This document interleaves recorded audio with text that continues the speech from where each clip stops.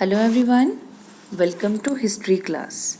And today we'll read about nationalism in India, right? So this is nationalism in India, and today's topic will be nationalism, the meaning of nationalism. First World War broke out in 1914. How did the World War help in the growth of nationalism in India? Gandhian Satyagraha, and what is the idea of Satyagraha? And first three Satyagraha. Okay, let's start with the nationalism, right? So nationalism is the feeling of oneness among the people living in a territory, right? जो लोग territory में रहते हैं, एक area में रहते हैं, उनमें oneness की feeling, right? It is the nationalism, right? So as you have seen, modern nationalism in Europe came to be associated with the formation of nation state, right? Nation state के आने से, ठीक है, एक फीलिंग आई modern nationalism की, और इसका ये भी मतलब है चेंज इन पीपल्स अंडरस्टैंडिंग, लोगों की समझ में जो बदलाव हुआ ऑफ हु दे वर, ठीक है, कौन थे वो, and what defined their identity and sense of belonging, right? तो new symbols, icons, new songs and ideas forged new links and redefined the boundaries of communities, right? And in most countries, the making of this new national identity was long process, as you have read in the process of Britain, ठीक है ना? So किस तरह से ये एक India में emergence का एक चेतना जगी, उसके बारे में हम पढ़ेंगे, राइट? सो बहुत टाइम ये क्वेश्चन भी पूछा जाता है, the growth of modern nationalism is intimately connected to anti colonial movement, ठीक है? तो ये क्वेश्चन भी बहुत बार आ रखा है, एंटी कॉलोनियल मूवमेंट में जो है कनेक्ट होता है, क्यों? क्योंकि people begin discovering there unity in the process of their struggle with colonialism. तो लोगों ने कॉलोनियलिज्म, उस टाइम जो ब्रिटिश ने कॉलोनी बना रखी थी, जो वहाँ पे अत्याचार करते थे, तो लोग जो स्ट्रगल करते थे, ठीक है, तब उन्होंने वहाँ पे अपनी यूनिटी को पहचाना लोगों ने, right? Second, the sense of being oppressed under colonialism provided a shared bond that tied many different groups together, ठीक है, जिसकी वजह से बहुत सारे ग्रुप जो थे आपस में बंधे। But each class and group felt that effect of colonialism differently. हर एक क्लास ने, हर एक ग्रुप ने इसको अलग अलग पहचाना, जाना, उनके एक्सपीरियंस जो थे वो अलग अलग थे, उनके मायने फ्रीडम के सबके लिए अलग अलग थे।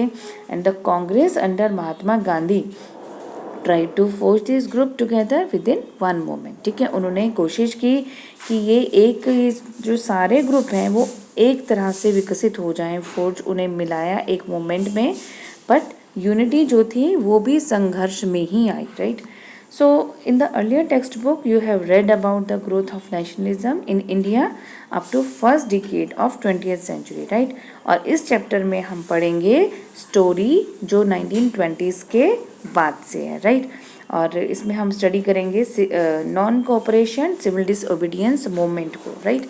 तो हम ये भी देखेंगे कि how the Congress sought to develop the national movement, Congress ने किस तरह से नेशनल मूवमेंट को डेवलप किया, and how the nationalism capture the imagination of people, किस तरह से लोगों में जो है नेशनलिज्म ने किस तरह से लोगों की कल्पनाओं को उड़ान दी, right? So let's start with the First World War, Khilafat and non-cooperation movement. And you very well know First World War broke out in 1914, right? And what was the year 1914 to 1919, right? So here you can see how did the First World War help in the growth of nationalism in India. या फिर question ऐसा भी आ सकता है कि the war created a new economic and political situation. How, right? So you have to explain the war, क्योंकि हम देख रहे हैं ये वॉर जो थी 1919 में ख़त्म हुई थी, तो हम देखते हैं कि national movement spreading to new areas, right? और इसमें क्या हुए, इनकॉर्पोरेट हुए, शामिल हुए न्यू सोशल ग्रुप, डेवलप हुए new mode of struggle, right? तो फर्स्ट ऑफ ऑल जो हम देखते हैं वॉर ने जो ये economic and political situation create कर दी थी, इसने एक ह्यूज इंक्रीज कर दिया था डिफेंस एक्सपेंडिचर में, right? Which was financed by war loans, ठीक है, जो वॉर लोन की वजह से फाइनेंस होता था, एंड इंक्रीजिंग टैक्सेस, और उसमें टैक्सेस बढ़ा दिए गए थे, ठीक है जी। एक्सपेंडिचर है ये जो था हमारा इनकम टैक्स बढ़ा दिया था, सॉरी कस्टम ड्यूटीज़ जो थी ये रेस कर दी गई थी और इनकम टैक्स को इंट्रोड्यूस किया गया, राइट। एंड हम सेकेंड टर्म ये देखते हैं कि through the war years prices increased, ठीक है, जो गुड्स की प्राइजेस थी वो क्या हो गई, डबल हो गई, राइट। और वॉर ईयर क्या थे, 1913 टू 1918, ठीक है। तो इससे क्या है, एक कॉमन पीपल जो था उसकी जो मुश्किलें थी वो बढ़ गई, राइट। एंड फिर आपने देखा villages were called upon to supply soldiers, right. The force recruitment in rural area cost widespread anger, जो फोर्स रिक्रूटमेंट होती है, process by which the colonial state forced people to join the army, ठीक है। जो colonial state है वो force करती है लोगों को ज्वाइन करने के लिए आर्मी को, राइट। तो गाँव से जो है ज़बरदस्ती सप्लाई किए जाते थे सोल्जर्स, राइट। तो इससे क्या हुआ, वाइड स्प्रेड एंगर फैला, राइट। फोर्स रिक्रूटमेंट हुई तो जिससे आप देख रहे हो वाइड स्प्रेड एंगर फैला लोगों में। And then in 1918 to 19 and 1920s to 21 crop failed in many part, ठीक है। क्रॉप फेलियर्स जो था ये हुआ and resulting in acute shortage of food, खाने की कीमतों में खाने की कमी हो गई, right. And this was accompanied by the influenza epidemic, ठीक है ना। तो जो इन्फ्लुएंजा एपिडेमिक था, तो हम देख रहे हैं कि अकॉर्डिंग टू द सेंसस जो जनगणना हुई थी 1921 में, ठीक है, इसमें क्या है 12 टू 30 मिलियन पीपल पैरिश्ड हो गए थे, ठीक है, मारे गए थे as a result of famine and epidemic, right. Famine food shortage हो गया था आपका, और एपिडेमिक जो फैल गया था, महामारी जो फैल गई थी। तो कितने लोग मारे गए थे, ये 12 to 13 million people, right, perished हो गए थे। So people hope that their hardship would end, लोगों को लगा कि अब उनकी जो हार्डशिप है, उनकी जो मुश्किलें हैं ये ख़त्म हो जाएंगी जब ये वॉर ख़त्म हो जाएगा, बट ऐसा नहीं हुआ, राइट। इस स्टेज पे एक न्यू लीडर जो थे वो अपीयर भी हुए, ठीक है, और सजेस्ट किया उन्होंने new way of struggle, right. कौन थे वो न्यू लीडर, गांधीयन, ठीक है, गांधी जी। तो गांधीयन सत्याग्रह उन्होंने सजेस्ट किया, राइट।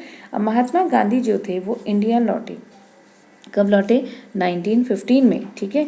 और हम जानते हैं कि वो साउथ अफ्रीका से लौटे थे, जहां उन्होंने सक्सेसफुली फाउट किया था, ठीक है, रेसिस्ट रेजिम के अगेंस्ट, ठीक है ना। उन्होंने फाउट किया था क्योंकि वहाँ पे आप देख रहे हो जातिवादी नस्लवादी जो रेजिम थी, सरकार थी, उसके अगेंस्ट फाउट किया विद नॉवल मेथड। कौन सा था उनका न्यू मेथड, मैस एजिटेशन का, मैस एजिटेशन जिसमें सारे लोग मिलके विद्रोह करते हैं, इसको कहते हैं जन आंदोलन, ठीक है। तो इसको उन्होंने क्या नाम दिया, सत्याग्रह, क्या नाम दिया, सत्याग्रह, ठीक है। तो आइडिया ऑफ सत्याग्रह क्या था गांधी जी का, तो गांधी जी का आइडिया ऑफ सत्याग्रह क्या था, it emphasise the power of truth, ठीक है। ये ध्यान दीजिएगा, ये ट्रुथ पे, ट्रुथ की पावर को जोर देता था, एम्फेसाइज देता था, ठीक है ना। And the need to search for truth, सच्चाई की खोज पे बल देता था, ठीक है, ज़रूरत है। तो इट सजेस्टेड दैट, ये साथ में ये सजेस्ट भी करता था कि अगर कॉज है, जो उद्देश्य है वो सच है, ठीक है ना, cause was true, if struggle जो है वो अगेंस्ट अनजस्टिस है, ठीक है। अगर हम अन्याय के खिलाफ लड़ रहे हैं तो फिजिकल फोर्स की कोई ज़रूरत नहीं है ओपरेसर से फाइट करने के लिए, राइट। कॉज ट्रू है, उद्देश्य सही है, सच है, और अगर हम अन्याय के खिलाफ लड़ रहे हैं तो जो ओपरेसर है, जो दबा रहा है, उसके अगेंस्ट कोई भी हमें फिजिकली वो नहीं करना है, फोर्स की ज़रूरत नहीं है, right. So without seeking vengeance और बीइंग एग्रेसिव, तो बिना बदला लिए, ठीक है, रेवेंज जिसको कहते हैं, या फिर अग्रेसिव हुए असत्याग्रही कुड विन द बैटल, ठीक है। एक जो सत्याग्रही है वो बैटल को जीत सकता है, किसके थ्रू, थ्रू नॉन वायलेंस, ठीक है, किसके थ्रू जीत सकता है, through non violence. And this could be done by appealing to the conscience of the oppressor, तो ये ऑपरेसर की कॉन्शियंस को अपील करेगा, राइट। तो पीपल इंक्लूडिंग द ऑपरेसर, जो लोग हैं जिसमें ऑपरेसर भी शामिल होंगे, had to be persuaded to see the truth, ठीक है, वो सच को देखेंगे, जानेंगे, instead of being forced to accept truth, ठीक है, उनको ट्रूथ एक्सेप्ट नहीं कराओ, उनको सच का पता चलेगा through the use of violence, ठीक है। तो कहते हैं कि कोई बदला नहीं लेना है, नॉन वायलेंस के मार्ग पे चलो, राइट। तो by this struggle truth was bound to ultimately triumph, तो इस तरह से जो स्ट्रगल है ये क्या हो जाएगी, अल्टीमेटली बाउंड हो जाएगी, ट्रायम्फ में, जीत में चेंज हो जाएगी। और Mahatma Gandhi believe that this धर्म of non violence could unite all Indian, तो महात्मा गांधी का क्या मानना था कि वो जो है सारे इंडियंस जो हैं उनको ये जो नॉन वायलेंस का धर्म है, ठीक है, उससे उनको यूनाइट कर सकते हैं, राइट। तो आप देख रहे हो हंगर स्ट्राइक, भूख हड़ताल करते थे, पीस डेमोन्स्ट्रेशन करते थे, स्ट्राइक करते थे, हड़ताल करते थे, नॉन कोऑपरेशन करते थे गवर्नमेंट के साथ। ये सारे मेथड किसके अंडर आ जाते हैं? सत्याग्रह के अंडर आ जाते हैं, राइट। तो अब हम देखेंगे कि first 3 Satyagraha movement organised by Gandhi ji, right. अब गांधी जी इंडिया पहुँचे, you very well know about. कब पहुँचे थे? 1915 में वो इंडिया पहुँचे थे, ठीक है ना। कहाँ से पहुँचे थे? साउथ अफ्रीका से आए थे, राइट। अब देखो, अब आपको कहा जाता है कि उसके बाद उन्होंने पहुँचने के बाद कौन से सत्याग्रह किए, राइट। तो Mahatma Gandhi successfully organise satyagraha movement in various places, right. अब देखते हैं चंपारण मूवमेंट, राइट। तो चंपारण मूवमेंट ईयर लर्न कर लीजिए बहुत ध्यान से, 1916, ठीक है। तो 1916 में गांधी जी जो थे, ठीक है, वो चंपारण गए। He travel to Champaran in Bihar. कहाँ है ये? बिहार में। To inspire the peasant to struggle against the oppressive plantation system, ठीक है। ये जो ऑपरेसिव प्लांटेशन सिस्टम थी उसके अगेंस्ट स्ट्रगल करवाया उन्होंने, right. So it was a movement of worker in the Indigo plantation. ध्यान रखिएगा, इंडिगो प्लांटेशन से रिलेटेड जो मूवमेंट था वो कौन सा था? चंपारण, राइट। एंड चंपारण कहाँ है? आपका बिहार में है। तो it was against the oppressive plantation system, ठीक है।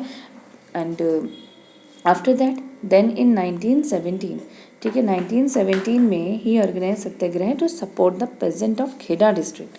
तो खेड़ा डिस्ट्रिक्ट में उन्होंने ऑर्गेनाइज किया satyagraha, right.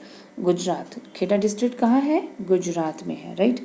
So affected by the crop failure, यहाँ पे क्या थे, वो जो पेजेंट थे बेचारे, खेत जो थे उनकी खराब हो गई थी, फसल खराब हो गई थी। एंड प्लेग एपिडेमिक था।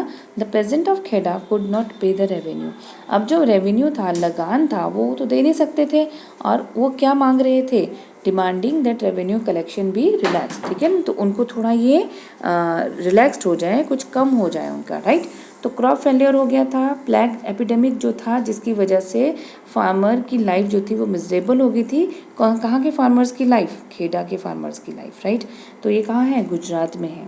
सो they started a movement under Gandhi ji leadership, ठीक है ना। तो खेड़ा में उन्होंने गांधी जी की लीडरशिप के अंडर 1917 में 1917 में एक मूवमेंट स्टार्ट की, राइट। और उसमें क्या था? Demand for reduction in land revenue, ठीक है ना। जो लैंड रेवेन्यू है उसके जो है रिडक्शन, उस पर लगान में कमी कर दी जाए, ठीक है। तो ये खेड़ा में मांगा गया था 1917 में, ठीक है ना।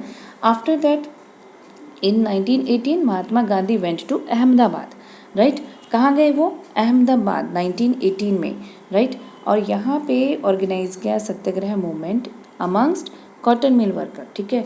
किसके बीच में? कॉटन मिल वर्कर में, ठीक है। अब यहाँ पे क्या था? लो वेजेस थे इनके, पुअर वर्किंग कंडीशंस थी, ठीक है। एक तो बहुत कम इनको पैसे दिए जाते थे, दिहाड़ी बहुत कम थी, पुअर वर्किंग कंडीशन थी इनकी। तो इससे क्या हुआ? Force the mill worker of Ahmedabad to start a movement under Gandhi ji leadership, ठीक है ना।